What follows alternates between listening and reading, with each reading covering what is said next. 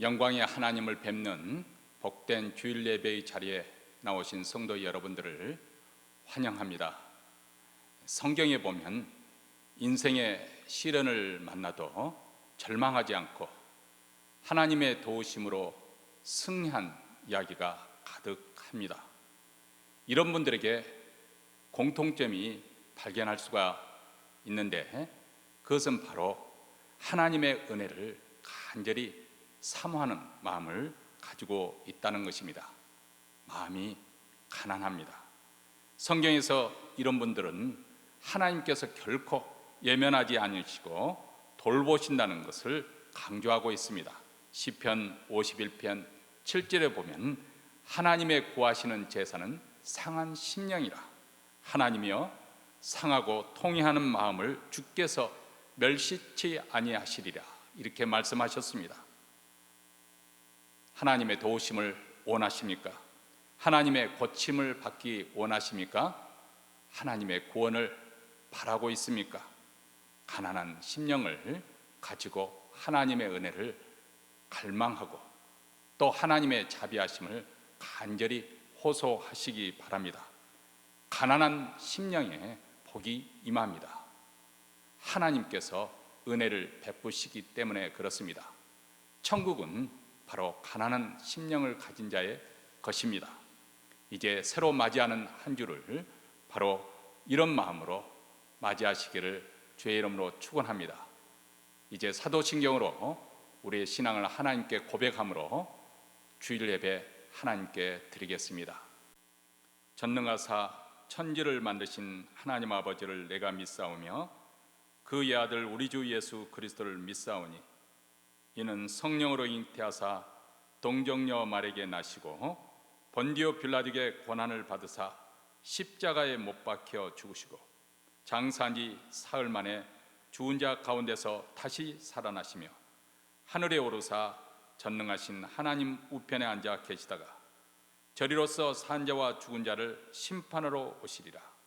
성령을 믿사오며 거룩한 공예와 성도가 서로 교통하는 것과 죄를 사하여 주시는 것과 몸이 다시 사는 것과 영원히 사는 것을 믿사옵나이다.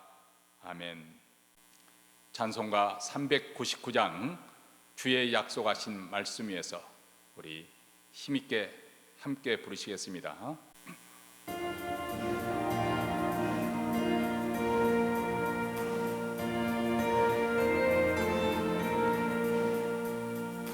주의 약속하신 말씀 위에서 영원토록 주를 찬송하리라.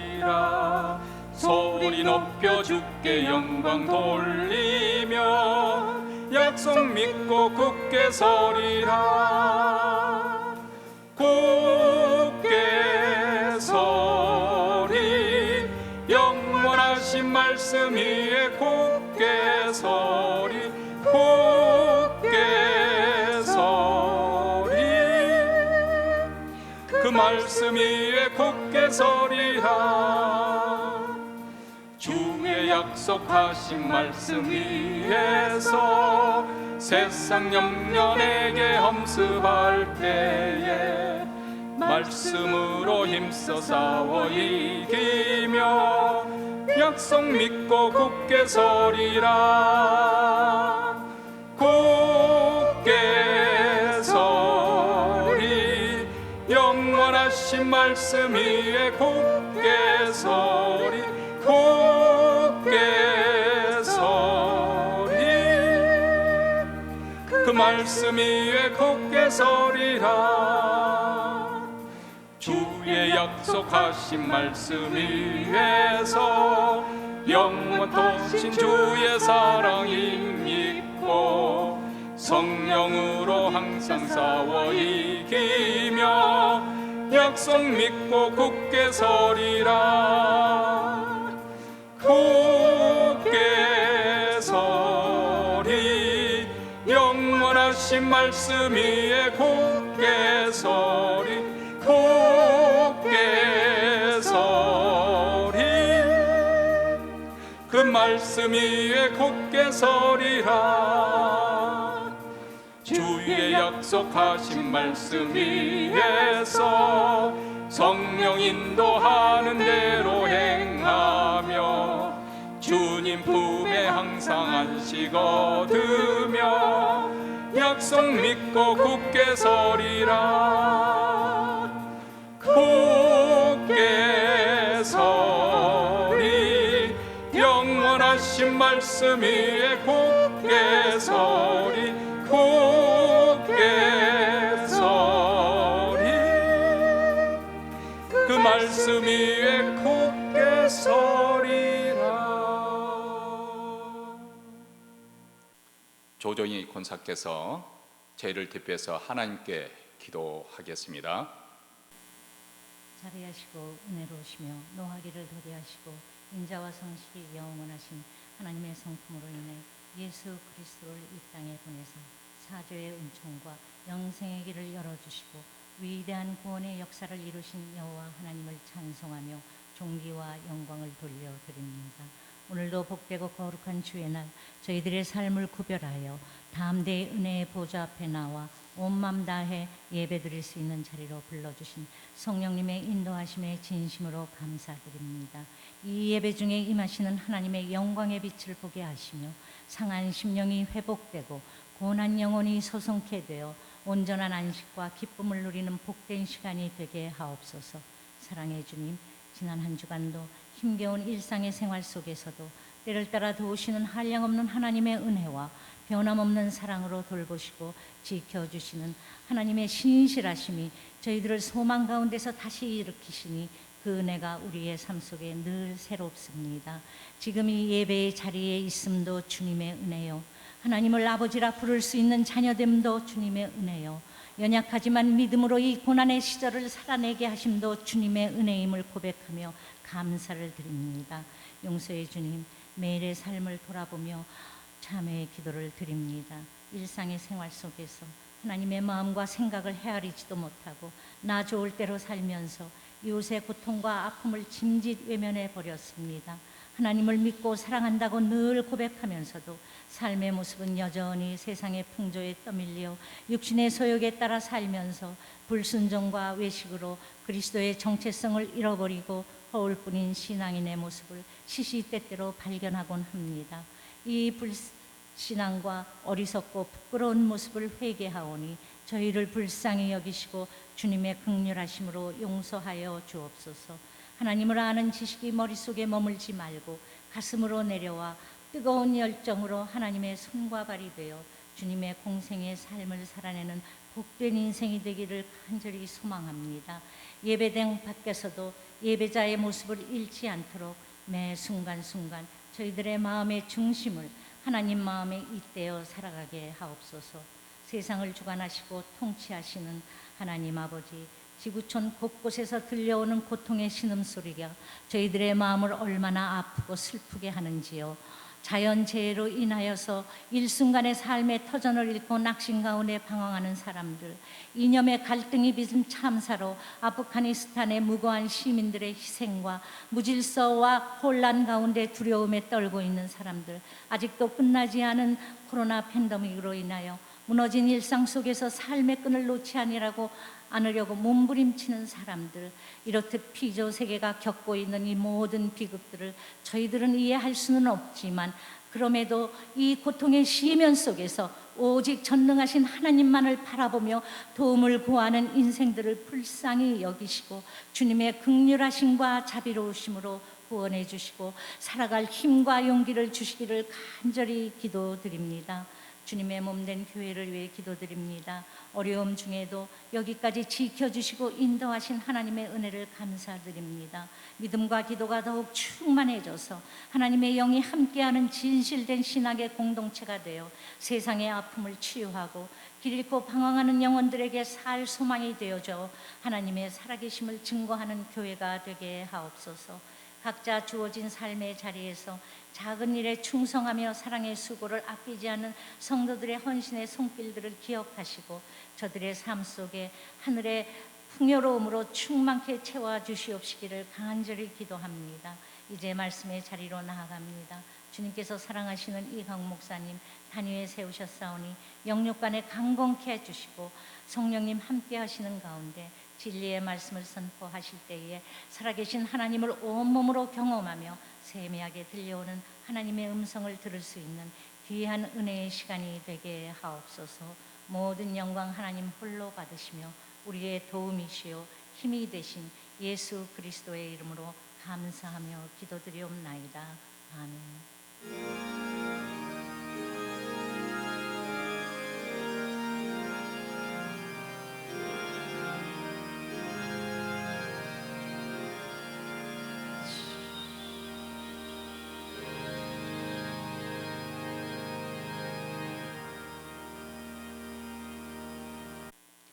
하나님 말씀은 히브리서 5장 11절로부터 14절 말씀입니다. 우리 다 같이 함께 읽겠습니다.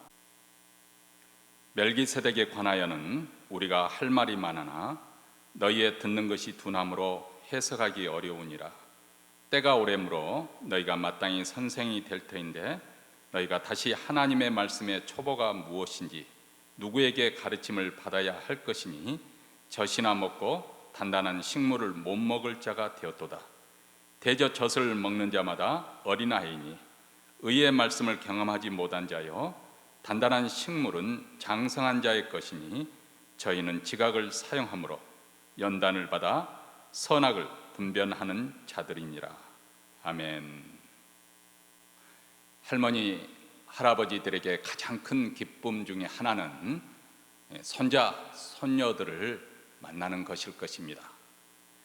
손주가 내려온다고 연락이 오면 얼마나 신나고 반갑습니까? 그들을 위해서 이것저것 준비를 합니다. 먹을 것도 간식도 준비를 하지요. 또 선물도 준비를 합니다.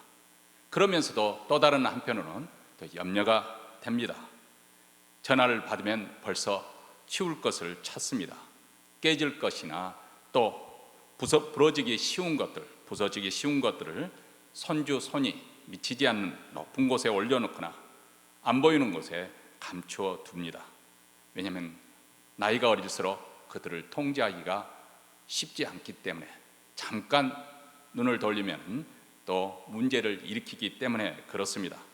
그래서 한번 다녀가면 정신이 없습니다. 얼굴이 안 보이면 보고 싶고 또 막상 만나게 되면 어지럽습니다. 그래서 그들이 한바탕 뒤집어 놓고 떠나가면 이럴 때 한국말 필요한 말 있죠? 시원섭섭하다. 시원섭섭하지요. 어린아이들은 아직 어리기 때문에 자기밖에 세상이 자기를 중심으로 돌아가는 줄 압니다. 다른 사람들을 생각할 줄, 배려할 줄을 모르는 것이죠. 원하는 것이 있다면 무엇이나 참여나 경우도 없이 울고 불고 난리를 치며 때를 씁니다. 자신에게 해로운 것이라 할지라도 말을 듣지 않고 막무가내로 고집을 피우는 경우를 보지 않습니까? 내 것, 남의 것 구별하지 못하고 욕심이 나면 무엇이든지 그것을 손에 쥐려고 합니다. 어린아이이기 때문에 어쩔 수가 없습니다.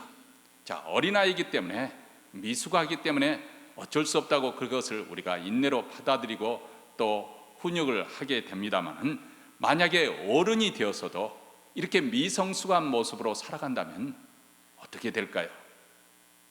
신앙생활에도 마찬가지입니다. 이제는 마땅히 성숙한 그리스도인으로 살아가야 되는데 여전히 미성숙한 모습으로 신앙생활을 하고 있다고 한다면 참으로 고민이 아닐 수가 없습니다. 히브리서는 4장 14절부터 9장에 이르기까지 대제사장으로서의 예수 그리스도를 그려주고 있습니다. 예수님은 대제사장으로 오셨습니다. 우리의 연약함을 체휼하시는, 우리의 연약함을 동정하시는 그런 큰 대제사장입니다. 완전한 대사장인 그 예수님을 히브리서 5장 1절부터 4절에 보면 이스라엘 역사 속에는 아론과 그의 자손 대제사장을 소개하지 않습니까? 즉 대제사장이신 예수 그리스도를 설명하기 위해서 유대인들이 아주 익숙하게 알고 있던 아론의 후손 대제사장을 통해서 설명하는 것이지요. 그런데 예수님은 아론의 반차를 따라서 대제사장이 된 것이 아니라 영원한 멜기세덱의 반차를 쫓은 대제사장이라고 이렇게 소개를 하고 있습니다. 멜기세덱의 반차를 따라 대제사장이 되셨다는 것은 그분이 인간의 혈통에 따라서, 아론의 그 인간의 혈통에 따라서 제사장이 되신 것이 아니라는 점을 강조하려는 것입니다. 그런데 히브리서 기자는 이 멜기세덱의 반차를 쫓아 대제사장이 되셨다는 이 사실에서 더 나아가 설명하려는 것에서 주춤거리고 있습니다. 왜냐하면 히브리서 수신자들이 예수께서 멜기세덱의 반차를 따른 대제사장이 되신다는 아주 깊은 복음의 진리, 구약을 배경으로 한 이 복음의 진리를 이해할 수 없을 만큼 영적으로 그들이 아직 어린 아이의 수준에 불과하기 때문입니다. 그래서 그들의 영적 미성숙의 문제를 11절에서 이렇게 말씀하고 있습니다. 멜기세덱에 관하여는 우리가 할 말이 많으나 너희의 듣는 것이 둔함으로 해석하기 어려우니라. 자, 오늘 본문에서 히브리서 기자는 우리에게 두 종류의 신앙의 종류를 언급하고 있습니다. 하나는 젖을 먹는 어린아이와 같은 신앙이고, 또 다른 하나는 단단한 음식을 먹는 장성한 자와 같은 신앙입니다. 이것을 고린도전서에서는 육에 속한 그리스도인과 신령한 그리스도인이라고 그렇게 구별해서 표현하고 있습니다. 고린도전서 3장 1절부터 3절입니다. 형제들아, 내가 신령한 자들을 대함과 같이 너에게 말할 수 없어서 육신에 속한 자 곧 그리스도 안에서 어린아이들을 대함과 같이 하노라. 내가 너희를 젖으로 먹이고 밥으로 아니하였노니 이는 너희가 감당치 못하였음이거니와 지금도 못하리라. 너희가 아직도 육신에 속한 자로다. 너희 가운데 시기와 분쟁이 있으니 어찌 육신에 속하여 사람을 따라 행함이 아니리요. 자, 여기 보면 젖을 먹는 그런 어린아이는 곧 육에 속한 그리스도인에 해당하는 것이고, 단단한 음식을 먹는 장성한 자는 신령한 그리스도인을 사도 바울은 의미하고 있습니다. 육에 속한 그리스도인이라는 것은 예수를 믿어서 거듭난 그리스도인이지만 아직 영적으로 미성숙한 그런 상태에 있는 사람을 말하는 것이죠. 어린아이 수준에 그 신앙이 머물러 있습니다. 그래서 단단한 음식을 먹지 못하고 젖이나 죽밖에 소화를 시키지 못합니다. 이미 말씀드린 것처럼 어린아이의 특징이 무엇입니까? 지극히 자기중심적이라는 거, 그리고 남을 의존하지 않으면 제대로 살아갈 수가 없는, 또 요구하는 것이 많다는 것입니다. 모든 것을 자기 중심으로 자기 잣대로 재는 것이죠. 그래서 이렇게 말합니다. 너희가 아직도 육신에 속한 자로다. 너희 가운데 시기와 분쟁이 있으니, 시기가 많고 분쟁을 일으키고 파당을 만드는데 자기 마음에 맞지 않으면 원망하고 불평하고 불만을 토하는 그런 수준에 머물러 있다는 것입니다. 다시 말하면 그는 인생을 살아가면서 늘 문제를 일으키는, 그렇게 일으키면서 살아가는 사람, 미성숙한 사람이지요. 반면에 신령한 그리스도인들은 경건의 훈련을 통해서 주님과의 지속적인 사귐으로 그 속사람이 강합니다. 진리를 깨달을 뿐만 아니라 그 진리대로 살아갈 능력을 갖습니다. 영과 육과 혼이 하나 되어서 온전히 하나님을 섬기는 것입니다. 마음이 세상과 나뉘어지지 않습니다. 한 마음으로 주님께 드립니다. 경고합니다. 하나님의 임재가 그 마음에 충만하게 되는 것이죠. 부여하고, 그래서 마치 엄마 젖을 먹고 배부르고 난, 그래서 새근새근 잠든 어린아이처럼 모든 것이 만족하고 평온하게 됩니다. 진정한 샬롬을 누리게 됩니다. 이런 사람은 인생의 환난을 만들어도 쉽게 흔들리지 않습니다. 환경을 초월하는 믿음을 갖고 있기 때문에 그렇습니다. 믿는 자의 복이 바로 이런 것이구나, 가슴 벅차는 행복감을 느낄 수가 있습니다.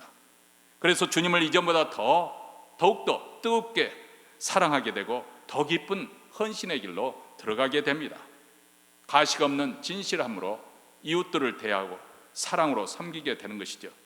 이렇게 선한 열매, 성령의 열매를 맺어가며 사는 사람을 신령한 그리스도인, 장성한 성숙한 그리스도인이라고 그렇게 말할 수가 있을 것 같습니다.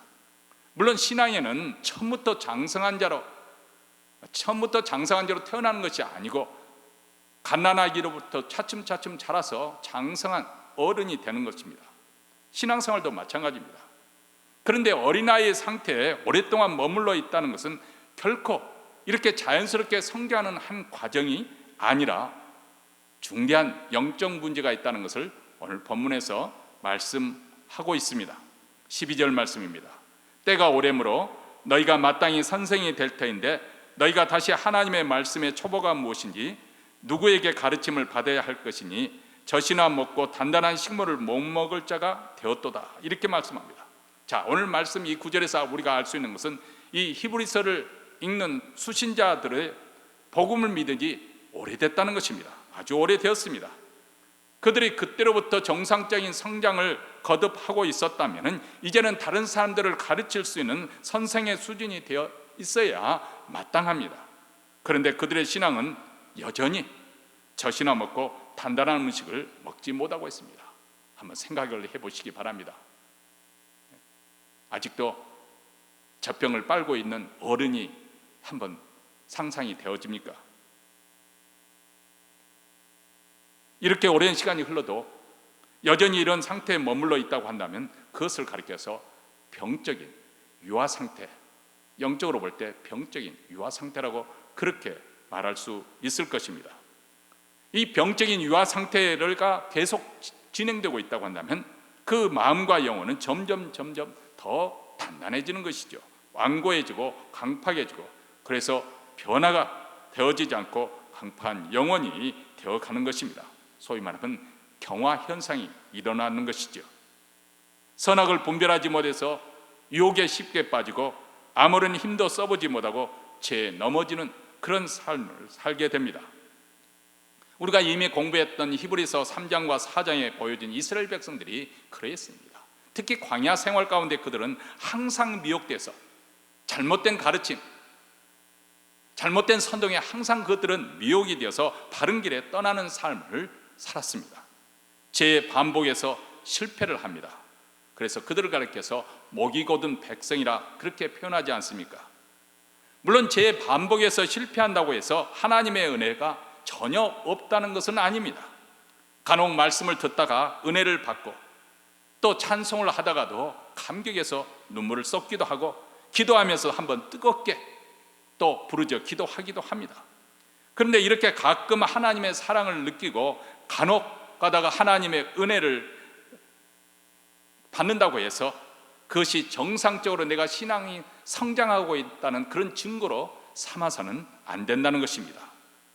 그러면 어떻게 알 수 있을까요? 그가 삶을 통해서 보여주고 있는 그가 어떤 열매를 맺고 있는지 그것을 보아야 합니다. 히브리서 6장 7절과 8절에서는 두 종류의 밭에 대해서 비유를 하고 있습니다. 하나님께서 이 두 밭에 동일한 은혜의 비를 내려주십니다.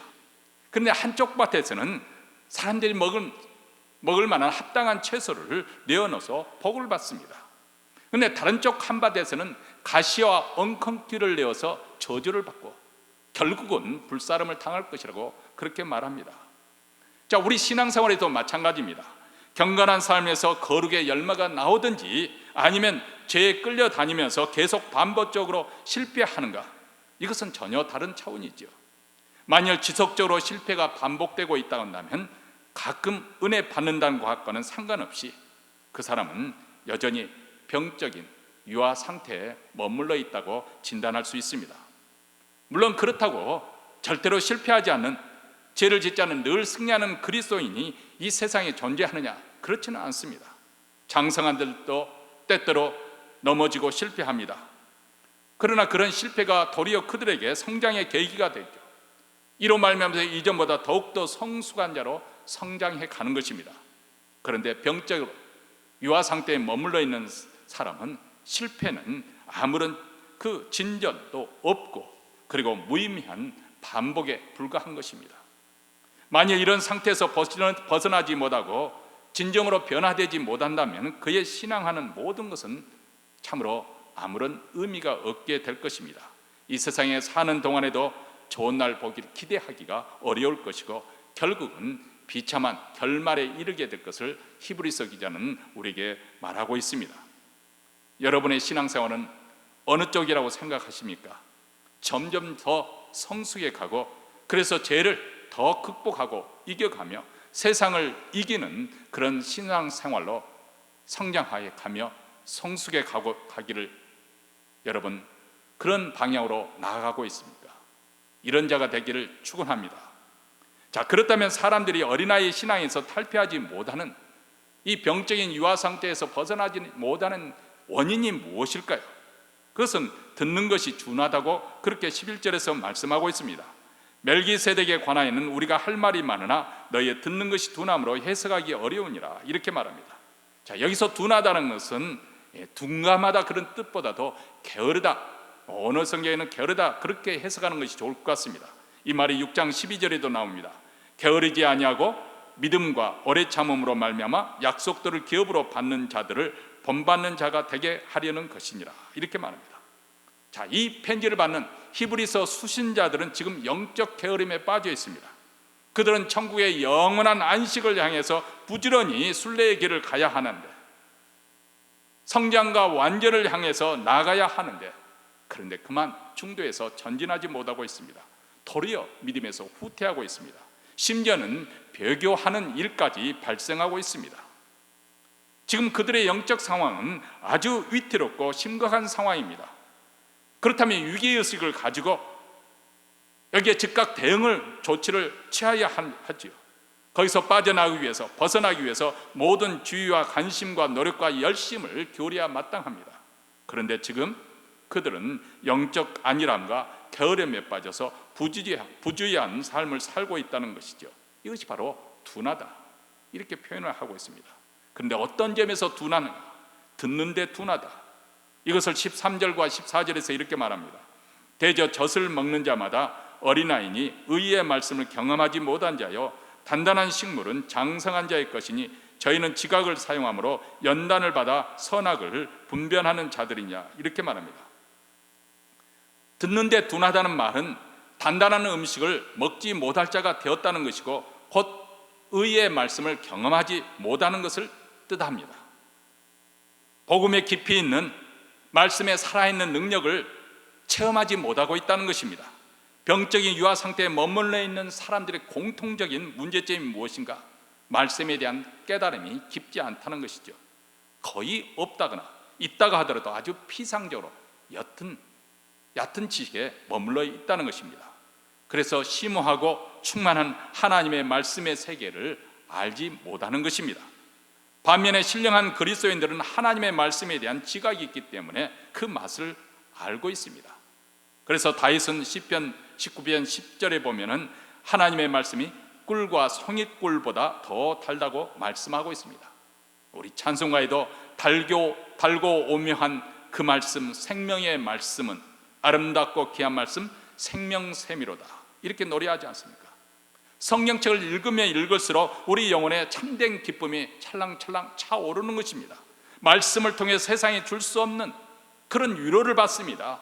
주님과의 더 깊은 사귐 속에서 능력을 얻게 됩니다. 그리고 성경을 읽으면서 주님의 구원의 은혜, 그 은총을 깊이 깨닫고 감격에서 눈물을 흘리게 됩니다. 예수 세상 계실 때 많은 고생하시고 십자가에 달려 돌아가신 일, 어머님이 읽으면 눈물 많이 흘린 거 지금까지 내가 기억합니다. 귀하고 귀하다. 이 하나님의 말씀, 이 성경책이 헤어지도록 성경책을 읽고 구절마다 밑줄을 수없이 그으며 암송하고 때로는 노트에 적어서 그것을 들고 다니며 묵상하는 성도들의 모습이 바로 이 찬송가에서 생생하게 그려지지 않습니까? 성경을 읽으면서 은혜 받아 자주 우는 모습, 감격에서 눈물을 쏟는 그 모습을 상상해 보시기 바랍니다. 반면에 듣기에 둔한 자들은 성경책이 너무 재미없는 책이 되어버립니다. 읽어도 무슨 말인지 이해가 되지 않습니다. 사실 그렇지 않습니까? 연속 사극 그 드라마는 머리에 쏙쏙 들어가고 그것에 감동이 되어서 그 연속극을 보면서 눈물도 고입니다. 글썽거립니다. 그런데 성경책은 한 장을 넘기기가 힘들게 졸음이 쏟아지죠. 그 이유는 영적 지각이 없기 때문에 말씀의 세계 결코 경험하지 못했기 때문에 그렇습니다. 이렇게 육신에 속한 그리스도인들은 말씀에 대한 깨달음이 없고 말씀에 대한 지각 능력이 없기 때문에 말씀을 사랑하지 않습니다. 사모하는 마음이 없습니다. 그렇기 때문에 자연히 예배가 지루하고 또 설교 듣는 것이 재미가 없을 것입니다. 세상에서 돈 버는 이야기, 세상에서 맛있게 먹는 이야기, 세상에 여행 다니는 이야기, 그런 이야기는 귀에 쏙쏙 들어오는데 복음의 심한 하나님의 말씀에 대해서는 관심이 없고 나의 실생활에 연관을 지어서 생각해 보지를 못하는 것입니다. 그래서 예배 시간에나 특별히 또 설교 시간 상습적으로 조는 분이 계신다고 한다면 한번 스스로 내 자신의 영적 상태를 진단해 보는 것이 참으로 유익할 거라고 생각합니다. 어느 권사님은 예배 시간에 다 말짱하는데 설교를 시작하자마자 졸기를 시작합니다. 자, 이렇게 되면 목사가 거의 시험이 들 뻔하죠. 권사님이 왜 다른 성도들 또는 권사님께서 하필이면 설교할 때만 그렇게 좋으시는가? 내 설교가 은혜가 되지 못하기 때문인가? 한번 매 순간마다 그렇게 졸음이 온다고 한다면 여기에 심각한 영적 문제가 있다는 것을 우리는 추론해 보지 않겠습니까? 그렇다면 우리가 어떻게 이 어린이아이 신앙 수준에서 벗어날 수 있을까요? 병적인 유아 상태에 살펴할 수 있는 것일까요? 자, 문제의 원인을 알았으니까 해답도 여기서 우리가 얻을 수 있을 것 같습니다. 먼저 의의 말씀을 우리가 경험해야 한다는 것입니다. 13절에 대저 젖을 먹는 자마다 어린아이니 의의 말씀을 경험하지 못한 자요, 이렇게 말씀합니다. 자, 의의 말씀을 한마디로 표현한다면 예수 그리스도의 십자가의 복음을 의미합니다. 십자가는 죄에 대한 하나님의 공의로운 심판과 죄인을 구원하시는 하나님의 사랑에 만나는 교차하는 곳입니다. 하나님의 아들인 예수께서 우리의 형벌을 대신 담당하시기 위해서 그 십자가는 이런 하나님의 공의로운 심판이 이루어진 것이고, 하나님의 공의로운 심판으로 말미암아 그 예수님이 십자가에 대신 돌아가심으로 우리는 그 은혜를, 구원받는 은혜를 입게 되었습니다. 히브리서 기자는 이 복음의 내용을 한마디로 의라는 단어로 압축해서 표현하고 있습니다. 그것은 바로 예수 그리스도 그분이 우리의 의가 되십니다. 내가 노력해서 선행을 해서 율법을 잘 지킴으로 얻어지는 의가 아니라 그리스도의 십자가를 통해서 얻어지는 그 의입니다. 그리고 그 의를 힘입어서 우리가 이제는 이전과 달리 의로운 삶을 살아가게 됩니다.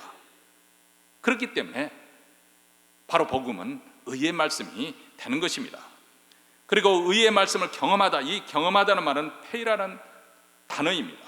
시험하여 증명하다. 우리가 하나님의 말씀을 귀로 듣고 지식을 많이 쌓을 수 있습니다. 자, 이 과정은 우리가 하나님 말씀을 깨닫기 위해서 반드시 필요한 과정이지요. 귀로 듣고 머리로 이해하지 않고서 어떻게 우리가 하나님 말씀에 접근해서 그 말씀을 깨달을 수가 있겠습니까? 예전에는 부흥집회 때 보면 간혹 부흥사 가운데 그 가슴은 차갑고 머리만 커진다고 해서 성경 공부하는 것을 은근히 반대하는 그런 그 부흥사들도 없지 않아 있었습니다. 그런데 그렇지 않습니다. 우리는 어떻게 하든지 하나님 말씀에 귀를 기울여 들어야 합니다. 기독교 교리도 딱딱하지만은 그것을 배워서 머리로 이해해야 합니다. 하나님의 말씀을 많이 읽고 배워서 성경에 대한 지식을 우리 머릿속에 많이 쌓아 놓아야 합니다. 이 과정은 반드시 필요한 것입니다. 근데 문제는 그것만으로는 안 된다는 것입니다. 무엇이 필요할까요? 그 말씀이 참으로 나에게 그렇다는 아멘이라는 그런 체험이, 그런 경험하는 것이 꼭 필요하다는 것입니다. 즉 말씀이 머리에서만 맴도는 것이 아니라 우리 마음까지, 가슴에까지 내려와서 그 말씀을 또 삶 속에 경험해야 한다는 것입니다. 성령께서 조명하심을 통해서 말씀이 우리 내면에 감추인 것을 드러내게 하고 찔러 쪼개는 살아있는 그런 위력 있는 말씀이 되어야 한다는 것입니다. 말씀을 이해하는 차원을 넘어서서 말씀을 통해서 하나님을 인격적으로 만나게 되고 하나님의 마음을 깨닫게 되고 하나님의 은혜와 사랑을 누리고 그리고 기쁜 교제를 나누는 것, 이것이 바로 말씀을 경험한다, 의의 말씀을 경험한다는 의미입니다. 이렇듯 이렇게 병적인 어린아이 신앙에서 벗어나는 것은 의의 말씀, 우리의 의가 되시는 예수 그리스도에 관한 말씀, 복음을 경험하는 것입니다. 그리고 지각을 사용하여 연단을 받는 것이라고 14절에서 말씀하고 있습니다. 단단한 식물은 장성한 자의 것이니 저희는 지각을 사용함으로 연단을 받아 선악을 분별하는 자들이니라. 자, 단단한 식물을 먹는 장성한 자는 지각을 사용함을 통해서 연단을 받아 선악을 분별한다, 이렇게 말씀하고 있습니다. 여기서 지각이라는 단어는 감각기관, 인식의 능력을 말하고 있는 것이죠. 이것은 쉽게 말하면 운동선수가 끊임없이 훈련을 하고 연습을 통해서 모든 상황을 통제할 수 있는 그런 정도의 수준까지 들어가는 것. 그때 우리가 표현을 하지 않습니까? 내게 이제 감이 생겼어, 감이 왔다. 지각을 사용한다는 것은 바로 이런 상황에 들어가는 것을 의미합니다. 그리고 14절에 보면 사용하다, 이 단어에는 헥시스라는 아주 독특한 히랍 단어인데, 이것은 끊임없는 훈련과 연습을 통해서 형성된 몸에 체득이 되어진 하나의 습관, 습관화되어진 그런 것을 의미하는 것입니다. 여러분, 한국 방송 프로그램에 생활의 달인이라는 아주 장수 프로그램이 있습니다. 그 중에 가장 인상적인 장면 중에 하나는 초밥을 만드는 달인에 관한 것이죠. 이 초밥을 만들 때 가장 맛있는 그 초밥의 그 밥 알 수가 대략 320개 가량이 된다고 합니다. 근데 이 달인은 초밥을 만들어서 손에 움켜쥐면은 딱 감이 온다는 거예요. 이게 대략 몇 개인지. 그리고 세어보면 거의 320개가 맞다고 합니다. 여러분 상상이 가십니까? 그 밥알 하나하나 정말 그 방송에서 이렇게 카운트를 해보는데 320개가 나오는 것이죠. 이것은 일반인으로서는 도저히 흉내낼 수 없는 그런 경지입니다. 이렇게 하루아침에 그런 달인의 자리에 올라설 수가 있겠습니까? 그분이 30년이라는 초밥을 만들면서 끊임없이 훈련과 연습을 통해서 비로소 그런 기술을 체득한 것이겠지요. 이것이 바로 헥시스라는 단어입니다. 그리고 연단을 받아, 이 말 역시 훈련받는다, 연습을 통해서 훈련한다는 뜻입니다. 자, 그렇다면 이 모든 것을 우리가 종합해서 말해 본다면, 우리가 감각하고 통제할 수 있는 지각을 통해서, 그리고 훈련을 통해서 체득된 습관을 통해서 선악을 분별하는 자다, 이렇게 말합니다. 선악을 분별한다, 영적 분별력, 영적 판단력이 있는 사람을 의미합니다. 즉 영적 훈련을 통해서 참된 그리스도인답게 살아가는 거룩한 성품이 일관된 습관처럼 자리가 잡힌 그런 상태. 그래서 항상 영적으로 민감해서 무엇이 하나님을 기쁘시게 하는 것이고 무엇이 하나님이 싫어하시는가 본능적으로 그것을 깨닫게 되는 거죠. 그래서 넘어야 될 선을 결코 넘지 않고 중도에서 절제하며 거기서 멈출 줄 아는 그런 감각, 그런 분별력. 정말 그래서 말 한마디 한마디, 행동거지 하나하나에도 하나님을 사랑하는 것이 나타나게 되고 이웃을 사랑하고 하나님 나라와 교회를 위해서 아주 성숙하게 섬기며 살아가는 그리스도인의 모습, 이것을 말하고 있는 것입니다. 자, 이런 그리스도인으로 모습으로 살아간다는 것이 어느 날 한순간에 되어지겠습니까? 아닙니다. 오직 끊임없는 영적 훈련을 통해서 이루어집니다. 아무것도 하지 않았는데 예기치 못한 은혜가 갑자기 임해서 확 뒤집어져서 그런 단계에 올라갈 수 있을까요? 물론 하나님께는 불가능이 없으시기 때문에 그렇게 뒤집어서라도 그렇게 사용하는 경우가 없지 않아 있을 것입니다.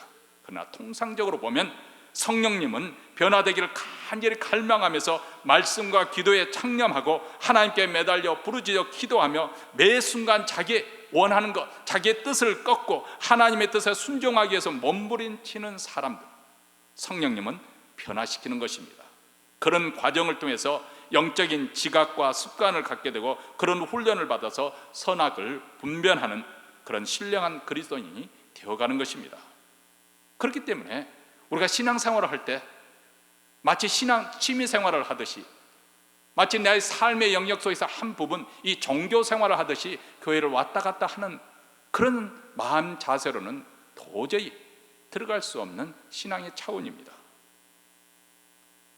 장기화되는 코로나 팬데믹 상황으로 인해서 우리는 자칫 영적 태만과 나태에 이어져서 믿음에서 크게 후퇴할 위험성을 지금 안고 우리가 매일매일 지난 이제 거의 2년이 되어가지 않습니까?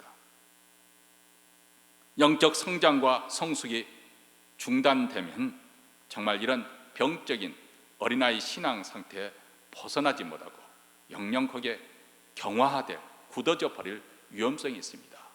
그리고 결국 믿음에서 배교하여 떨어져 나가는, 그래서 염려하기는 이 코로나 팬데믹이 끝나고 난 다음에 교회에 돌아오지 못하는, 세상으로 나아가는 그런 사람들도 나오게 될 것입니다. 그러므로 우리는 각성하면서 다시 기본으로 돌아가야 합니다. 가장 기본적인 것, 말씀과 기도 생활에 충실해야 됩니다. 변화에 대한 갈망을 가지고 말씀을 사모하고 듣고 배우고 암송하고 묵상하는 것, 우리가 매일 카톡을 통해서 또 교회 웹사이트로 해서 말씀을 묵상할 수 있도록 그렇게 제공하지 않습니까? 이렇게 말씀을 묵상하고 공부하고, 그리고 기도에 우리가 힘써야 됩니다. 물론 시간을 정해서 하루에 시간을 정해놓고 기도하는 것도 필요하고, 또 무시로 우리가 걸어갈 때든지 차 안에 있을 때든지 무시로 기도하는, 그렇게 기도해야 됩니다. 성령의 조명하시는 은혜를 구하면서 자기를 참되게 변화시키려고 매달리면서 기도해야 합니다. 하나님은 우리 마음의 중심에 있는 이런 갈망, 이 간절한 소원의 마음을 하나님은 돌아보십니다. 여러분, 자녀가 강물에 떠내려가면서 엄마 엄마 하고 소리를 그렇게 지르면서 손을 내미는데 그냥 그대로 떠내려 버릴 그런 엄마가 어디 있겠습니까? 하나님의 마음이 바로 그렇습니다.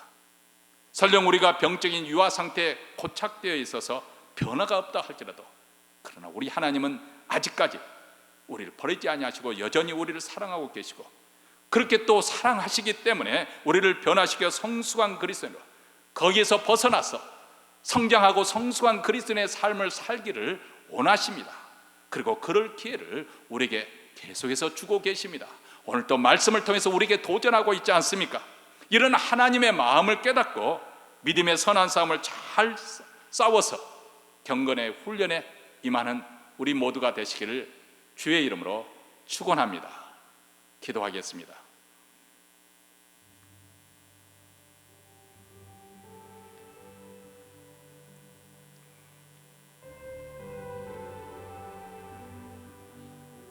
사랑하는 성도 여러분,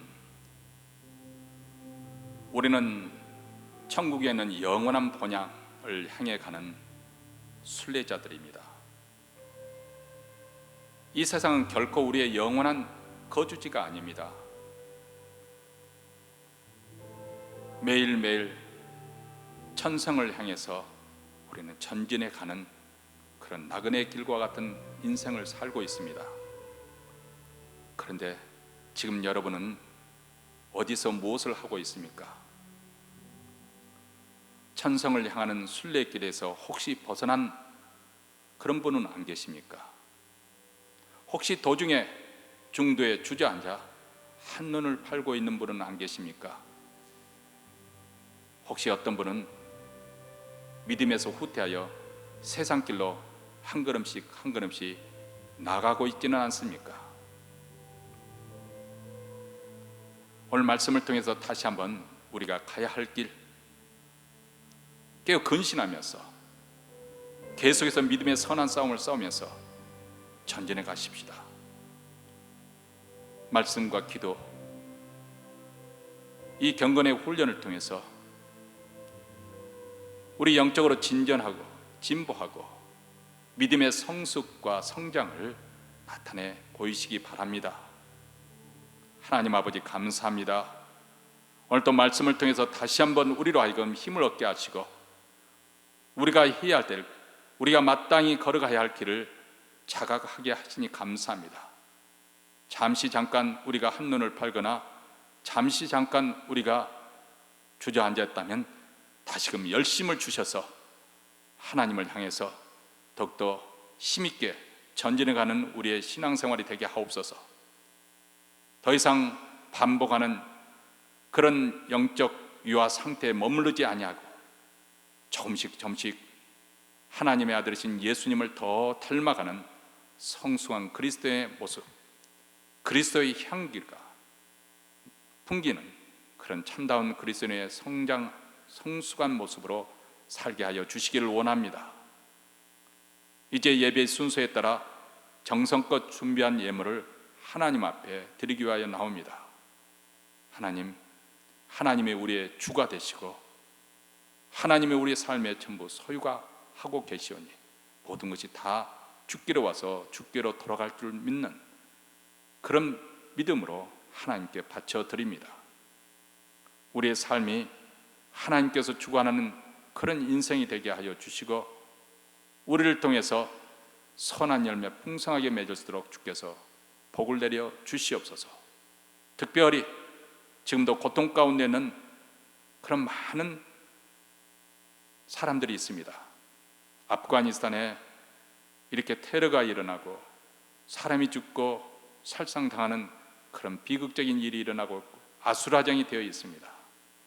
이란 속에 우리 하나님 긍휼과 자비 나타나게 하시고 위로받게 하시고 평화의 길로 속히 아버지 회복될 수 있도록 주께서 도와주시기를 간절히 원합니다.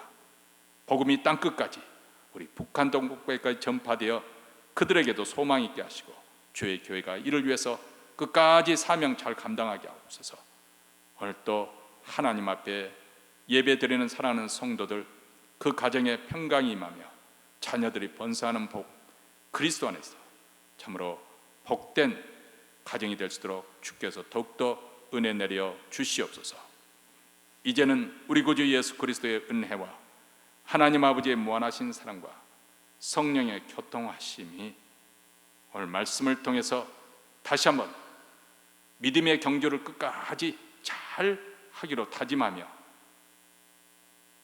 경건의 훈련에 힘쓰기로 다짐하며 이 자리를 떠나는 사랑하는 주의 백성들 그 가정과 교회 위에 영원토록 함께 있을지어다. 아멘.